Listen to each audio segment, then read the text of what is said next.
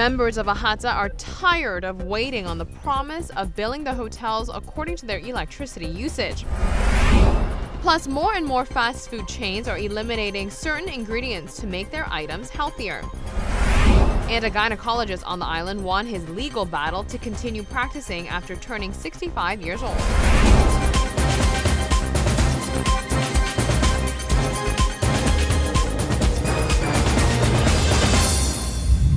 Thank you for joining us. I'm Yentl Lieuw. Aruba is en route in becoming a sustainable island nation. In order to achieve this, the government needs to take into consideration households, but also the large users of water and electricity on the island. Hotels who are members of AHATA have spoken out in the past regarding their disapproval of how Almar is billing them. A solution was agreed upon back in 2012, yet nothing has been done, and hoteliers are getting tired of waiting. During a social dialogue meeting in 2012, it was discussed that changes are being made to the rate structure for water and electricity. There was an opportunity for both rates to be lower. The idea was to transfer some of the savings in water to electricity. A deal was struck between large users of electricity, the government, and Almar. It meant consumers wouldn't pay the same for electricity as the hotels, but hotels agreed to this on one condition. We were promised that the way in which the large consumers, not just hotels, but any large volumes user of electricity, such as the airport and the port and so on and so forth, instead of being charged on what they call installed capacity, which is how much power generating capability or distributing capability Elmar has installed, they would be charged on the actual usage of electricity. And in some instances, the difference is 50%. In the sense that a hotel will only use 50% of its installed capacity in any particular month. Jim Heppel, the director of AHATA, says the tourism stakeholders are becoming impatient. That was in the summer of 2012. 2013 goes by, nothing. 2014 goes by, nothing. And so we keep explaining to the Prime Minister that, look, this was an agreement that we entered into in good faith, that we would basically say to the government, yes, we support the idea of reduction in water, and yes, they reduced the price of water for the hotels by 26%, the same as everybody. But electricity, which is our biggest cost of the two, wasn't reduced in the same proportion. Heppel says if the government is trying to stay on course in moving forward with sustainability, it is important to give large users of electricity an incentive to remain on board. The point being is that if you're encouraging businesses, whether they're hotels or any other business, to become more energy efficient, cost savings, all of the things that we're trying to do and encourage to become more efficient, why would you penalize them by saying there's no savings in terms of the way in which you're charged through making these efficiencies? And that's what we really don't understand. It seems to be counterintuitive that you're saying on the one hand, save electricity, become more efficient, introduce all these energy saving procedures. We're going to be the shining example of sustainability. And at the same time, there's no incentive when it comes to actually paying the bill. So that's really what we're complaining about. A new foundation has recently been launched called Health for Life. Members say we as a society need to start by changing the mentality as to why some people choose to lose weight. It isn't to look good, but to live good. The people on the island should look at living a healthier lifestyle as a chance to live longer and spending more time with family rather than for physicality reasons. We as people, of course, why are we motivated to lose weight? We are motivated to lose weight because we want to fit in that beautiful red dress for that wedding or that event. We are motivated to lose weight because we want to look as those important people or those actresses. We want to lose weight because we want to be beautiful. But we never think about losing weight because we want to stay healthy, we want to be healthy.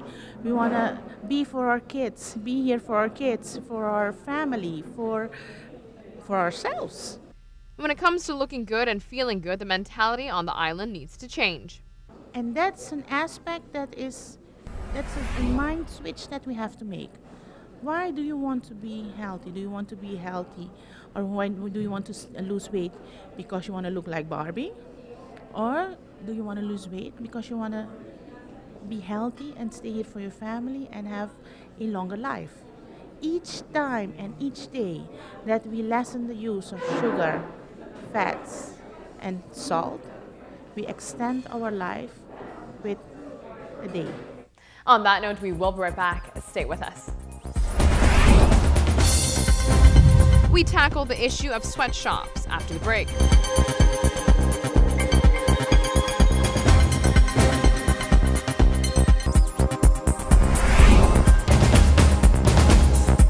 Thanks for staying tuned. You are watching 15 on 15. Certain fast food chain restaurants are cutting artificial ingredients from their menus. We have nutritionists weigh in on whether the food will actually be healthier. A growing number of fast food chains are removing artificial ingredients from their menus, and two more have just joined the list: Taco Bell and Pizza Hut. Taco Bell announced that it plans to get rid of artificial flavors and colors in its food by the end of the year, and Pizza Hut will get rid of them by the end of July. Both restaurants are owned by the same company. Taco Bell says that more than 95% of its food items will be impacted by the change. You may be asking, why now? The CEO of Pizza Hut says today's consumer, more than ever before, wants to understand the ingredients that make up the food that they enjoy. Now, this doesn't mean Pizza Hut and Taco Bell will be healthier altogether. Removing these ingredients is a step forward given the range of related health concerns. Regardless of what we know and don't know about the long-term effects of these flavoring, coloring, and sweetening agents, they certainly aren't actively good for us, and many consumers and healthcare professionals will be happy to see them go. Still, keep in mind, it doesn't make either place the best restaurant to visit when you are trying to eat well, since the changes don't significantly lower calories, salt, sugar, or saturated fats in their food. Moving on to surprising factors that predict a happy love life. There are actually a ton of factors that predict love life satisfaction, according to a new research. After a study involving 1,300 men and women in Portugal, a series of statements came out to gauge their love life satisfaction.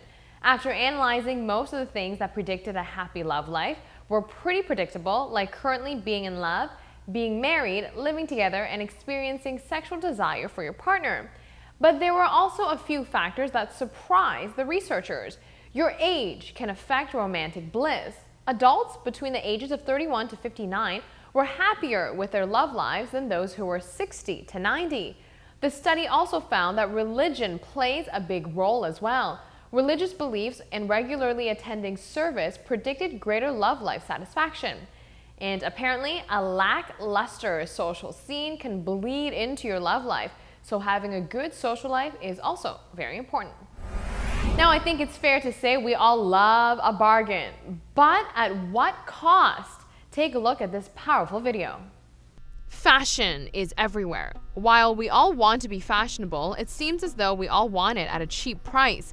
So this vending machine advertising t-shirts for €2, which is a little more than $2, will most certainly grab shoppers' attention. But after they put in $2, they are faced with images of sweatshops, where they work for as little as 13 cents a day, each day for 16 hours. So the question is, do you still want to buy the €2 shirt? The buyers are then evidently struggling with a moral dilemma.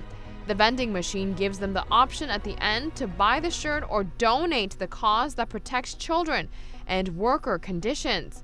You choose. Really nicely done. It's a great way to bring awareness to the issue. Let's take a really quick break. Here's what's coming up next for you. We have details on the gynecologist's legal court case next.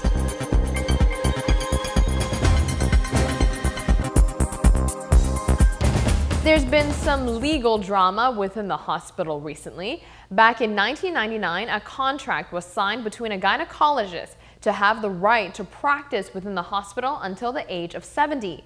But according to the rules of AZV, once a physician reaches 65, they must step down. The court has ruled in favor of the gynecologist.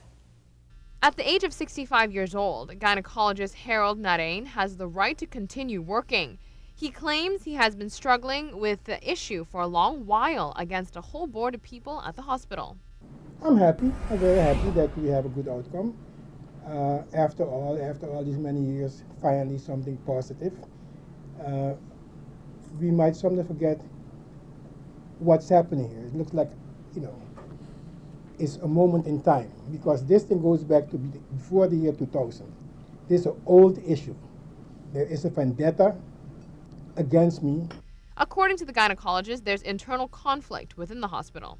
There were people in that system, hospital, that wanted me out.